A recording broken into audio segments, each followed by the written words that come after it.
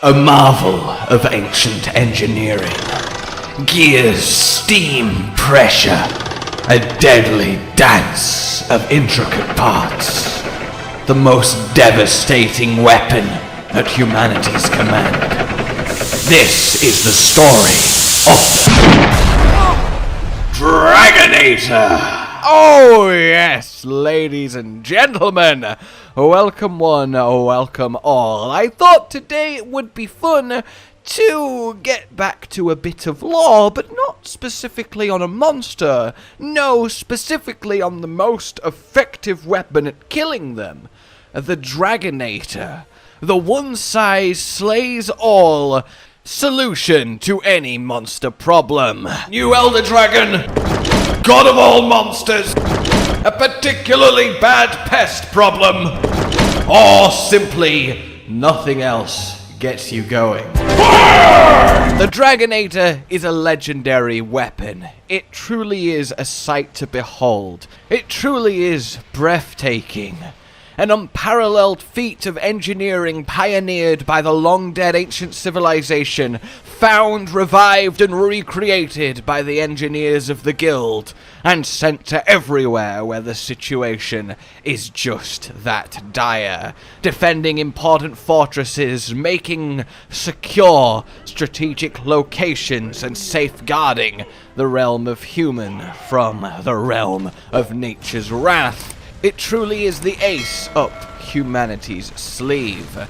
So we know on a base level what a Dragonator is. You press the lever, you hit the button, you mind the button, however you activate it, what happens next is clear.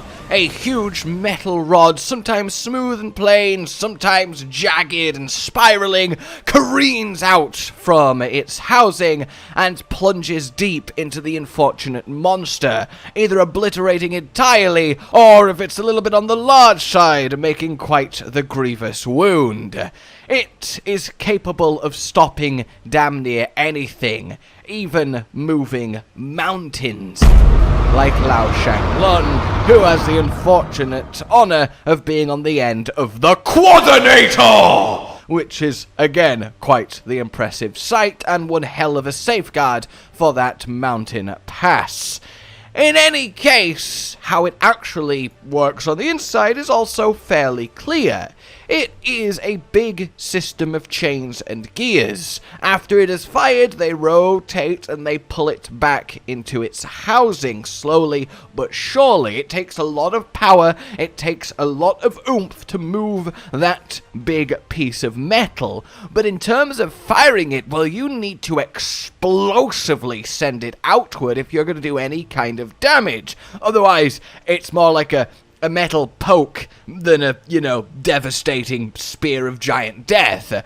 And this is achieved through pressurized steam, building up and up and up behind the Dragonator until you have reached critical mass. You can release the clasp holding it in place, let the steam explosively expand, and, well, the Dragonator is sent flying.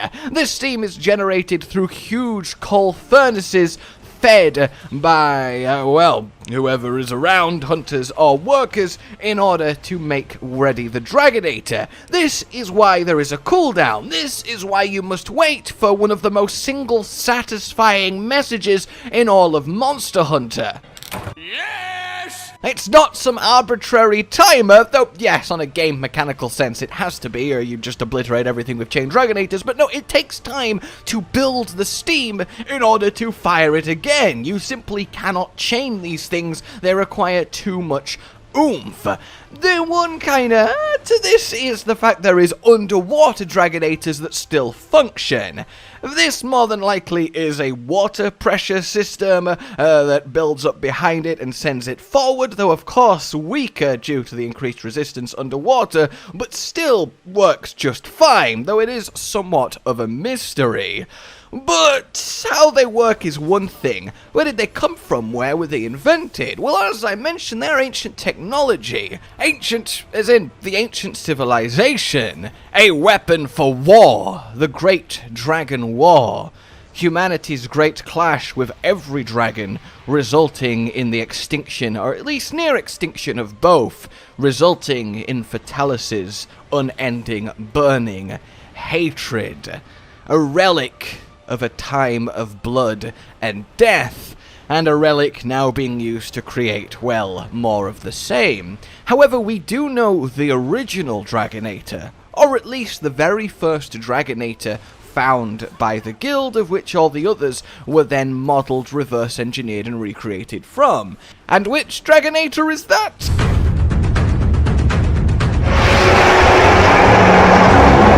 Oh yes!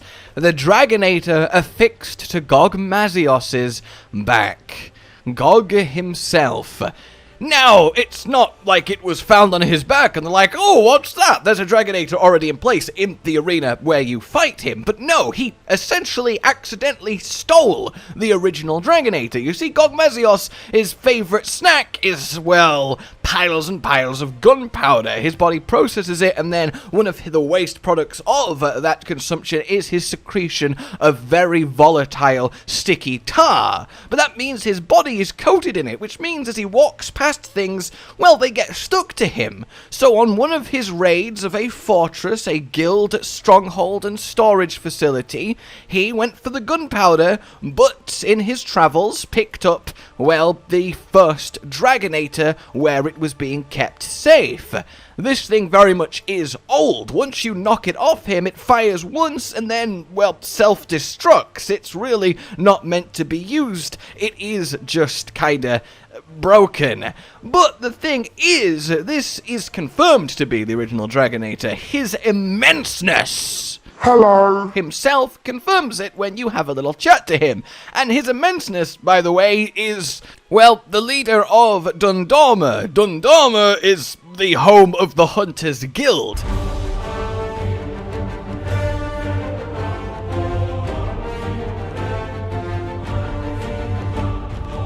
He is a big deal. Big, because he's big.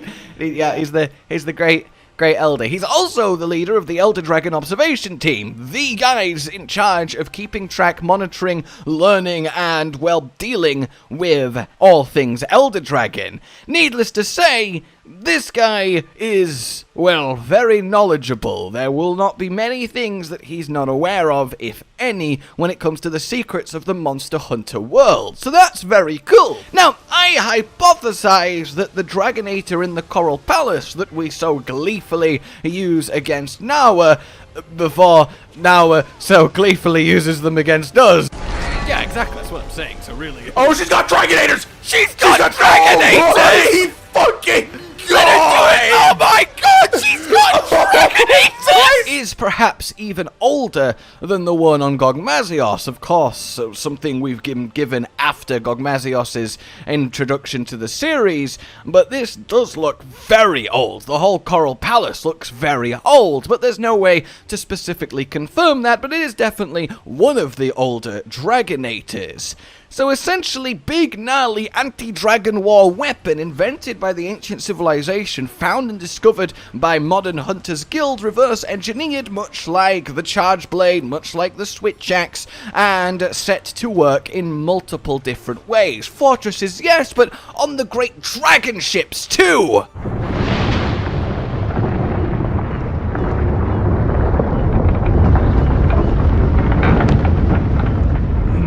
And these ones arguably the most advanced, as they are housed within, well, the ships as they soar along the Great Sand Sea and hunt Jen Moran and Darren Moran, and they have to be pretty damn powerful. We also have Dragonators in various little arenas set up by, well, various communities in the Monster Hunter world and the guild, and this is kind of a weird one to me because they're very difficult to make, very likely expensive. I mean, even the coal that fuels the steam that fuels them is heavily restricted by the guild. The guild takes over any coal discovery, well, discovered, and hoards it, just in case it's needed to ever hold off an absolute monster emergency. And this means that obviously coal is an incredibly rare resource. That's why it's an account item that's worth a lot of guild points. They immediately just, well, thank you, alright, good, we'll start on the way, good job, Hunter, no coal for you! And that is quite interesting. It's incredibly prized commodity in the Monster Hunter world, because it's one of the few hard fuel sources to fuel the fires of human ingenuity. And that's quite an interesting of itself, and honestly there's a lot to talk about with the guild, even if they're even a good organization at the core, or if there's something a little bit more sinister going on, but inherently we're here about Dragonators. So, yeah, that's kind of the long and short of it, the main things you need to know about this absolute masterclass of a stabby that honestly I really love. Ultimately, it's incredibly fun to use, but at the same time, it is a good little answer to how the hell are we supposed to stop such giant destructive monsters? Yes, we're hunters, yes, we're good at what we do, but we're tiny, and size difference really matters. So yeah, the Dragonator as a weapon is a nice little balm to that question. It really does give us that firepower that we need to put an end to the fight after all of our little bits of chipping away at whatever giant creature we're currently fighting. So there you go, everybody. That is the Dragonator. Iconic all the way from the very first Monster Hunter all the way to now. And, hell, so iconic that monsters like to use it against us.